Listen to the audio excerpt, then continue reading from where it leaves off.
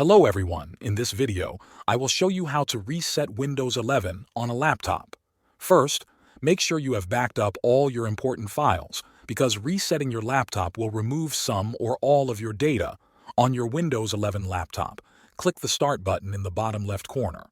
In the search box, type Settings and open the Settings app. In the Settings window, look at the menu on the left and click on System. Scroll down on the right side until you see Recovery, then click it. Under Recovery Options, you will see Reset this PC. Click the Reset PC button next to it. A new window will appear with two choices. The first one is Keep My Files. This will remove apps and settings but keep your personal files. The second one is Remove Everything. This will erase all files, apps, and settings.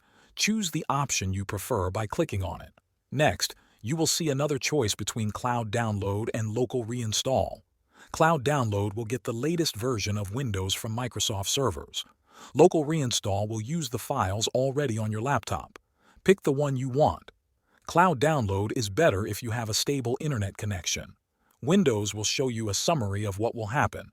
Read it carefully, then click Next or Reset to begin. Your laptop will restart and start the reset process. This can take some time, so do not turn off your computer.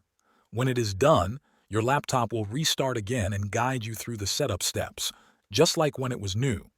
You have now reset your Windows 11 laptop and can start fresh. Thanks for watching.